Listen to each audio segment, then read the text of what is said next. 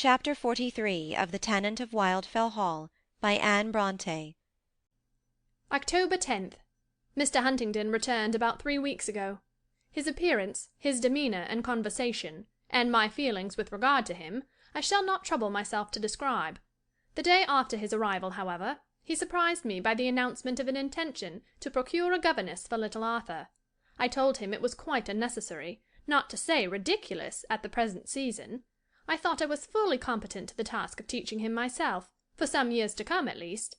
The child's education was the only pleasure and business of my life, and since he had deprived me of every other occupation, he might surely leave me that. He said I was not fit to teach children, or to be with them.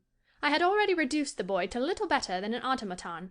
I had broken his fine spirit with my rigid severity, and I should freeze all the sunshine out of his heart, and make him as gloomy and ascetic as myself, if I had the handling of him much longer. And poor Rachel, too, came in for her share of abuse, as usual. He cannot endure Rachel, because he knows she has a proper appreciation of him. I calmly defended our several qualifications as nurse and governess, and still resisted the proposed addition to our family. But he cut me short by saying it was no use bothering about the matter, for he had engaged a governess already, and she was coming next week, so that all I had to do was to get things ready for her reception.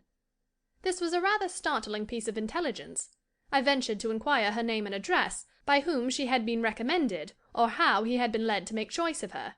"She is a very estimable, pious young person," said he. "You needn't be afraid. Her name is Myers, I believe, and she was recommended to me by a respectable old dowager, a lady of high repute in the religious world. I have not seen her myself, and therefore cannot give you a particular account of her person and conversation and so forth. But if the old lady's eulogies are correct, you will find her to possess all desirable qualifications for her position, an inordinate love of children among the rest." All this was gravely and quietly spoken, but there was a laughing demon in his half-averted eye that boded no good, I imagined. However, I thought of my asylum in shire, and made no further objections. When Miss Myers arrived, I was not prepared to give her a very cordial reception. Her appearance was not particularly calculated to produce a favourable impression at first sight, nor did her manners and subsequent conduct, in any degree, remove the prejudice I had already conceived against her. Her attainments were limited, her intellect no ways above mediocrity.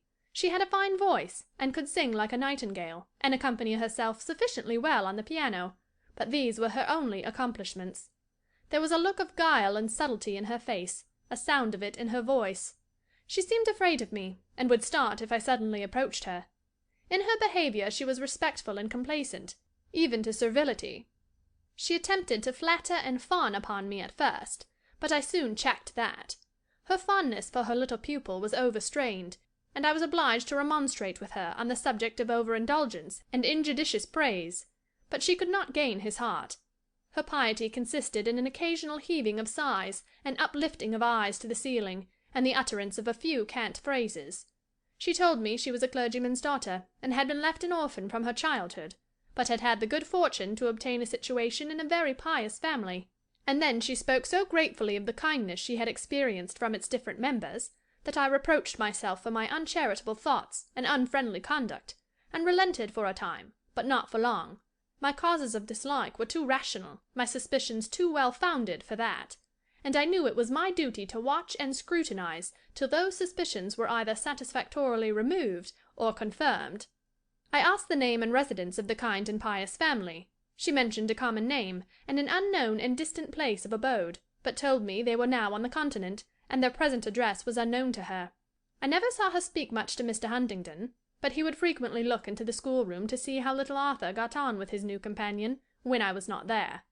In the evening she sat with us in the drawing-room, and would sing and play to amuse him, or us, as she pretended, and was very attentive to his wants, and watchful to anticipate them, though she only talked to me. Indeed, he was seldom in a condition to be talked to.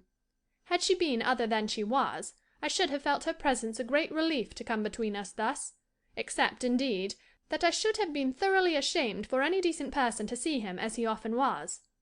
I did not mention my suspicions to Rachel, but she, having sojourned for half a century in this land of sin and sorrow, has learned to be suspicious herself. She told me from the first she was down of that new governess, and I soon found she watched her quite as narrowly as I did. and I was glad of it, for I longed to know the truth. The atmosphere of Grassdale seemed to stifle me, and I could only live by thinking of Wildfell Hall. At last, one morning, she entered my chamber with such intelligence that my resolution was taken before she had ceased to speak.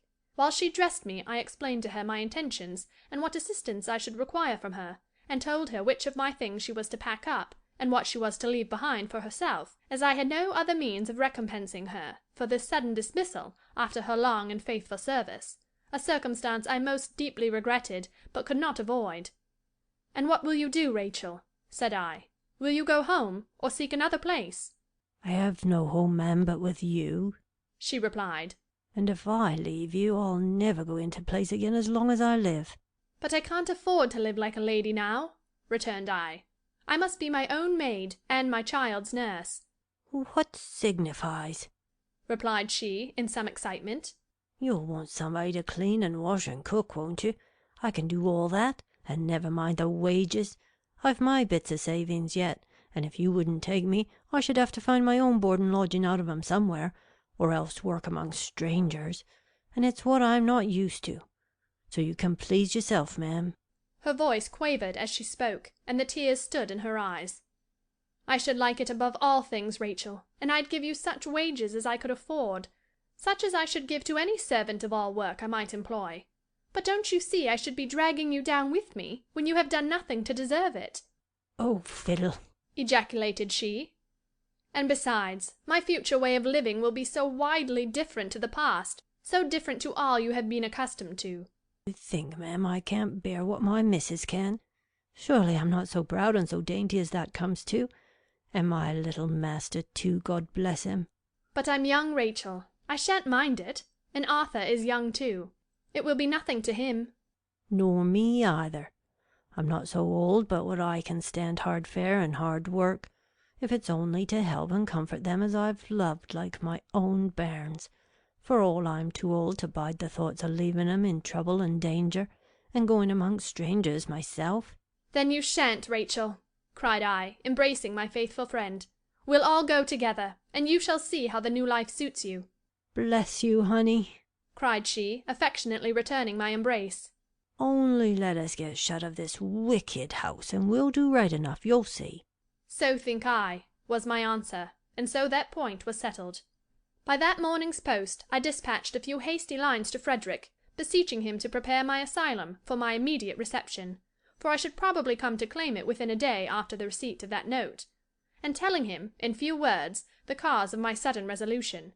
I then wrote 3 letters of adieu, the first to Esther Hargrave, in which I told her that I found it impossible to stay any longer at Grassdale, or to leave my son under his father's protection, and, as it was of the last importance that our future abode should be unknown to him and his acquaintance, I should disclose it to no one but my brother, through the medium of whom I hoped still to correspond with my friends.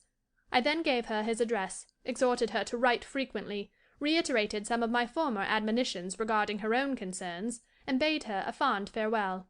The second was to Millicent, much to the same effect, but a little more confidential, as befitted our longer intimacy, and her greater experience and better acquaintance with my circumstances. The third was to my aunt, a much more difficult and painful undertaking, and therefore I had left it to the last, but I must give her some explanation of that extraordinary step I had taken, and that quickly, for she and my uncle would no doubt hear of it within a day or two after my disappearance, as it was probable that Mr. Huntingdon would speedily apply to them to know what was become of me. At last, however, I told her I was sensible of my error. I did not complain of its punishment, and I was sorry to trouble my friends with its consequences, but in duty to my son, I must submit no longer. It was absolutely necessary that he should be delivered from his father's corrupting influence. I should not disclose my place of refuge even to her, in order that she and my uncle might be able, with truth, to deny all knowledge concerning it, but any communications addressed to me, under cover to my brother, would be certain to reach me. I hoped she and my uncle would pardon the step I had taken, for if they knew all, I was sure they would not blame me, and I trusted they would not afflict themselves on my account, for if I could only reach my retreat in safety, and keep it unmolested, I should be very happy, but for the thoughts of them, and should be quite contented to spend my life in obscurity, devoting myself to the training up of my child, and teaching him to avoid the errors of both his parents. These things were done yesterday. I have given 2 whole days to the preparation for our departure, that Frederick may have more time to prepare the rooms, and Rachel to pack up the things, for the latter task must be done with the utmost caution and secrecy, and there is no one but me to assist her. I can help to get the articles together, but I do not understand the art of stowing them into the boxes, so as to take up the smallest possible space, and there are her own things to do, as well as mine and Arthur's.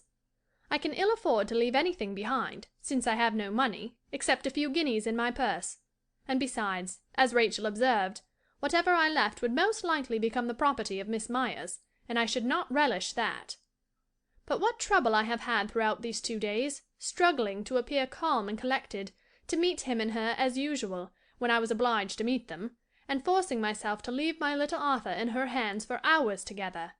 But I trust these trials are over now. I have laid him in my bed for better security, and never more, I trust, shall his innocent lips be defiled by their contaminating kisses, or his young ears polluted by their words. But shall we escape in safety? Oh, that the morning were come, and we were on our way at least! This evening, when I had given Rachel all the assistance I could, and had nothing left me but to wait, and wish, and tremble, I became so greatly agitated that I knew not what to do. I went down to dinner, but I could not force myself to eat.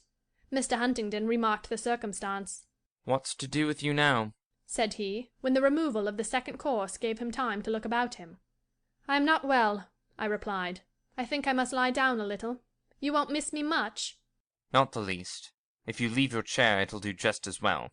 Better, a trifle," he muttered, as I left the room. "for I can fancy somebody else fills it." Somebody else may fill it tomorrow, I thought, but did not say. "There, I've seen the last of you, I hope," I muttered, as I closed the door upon him.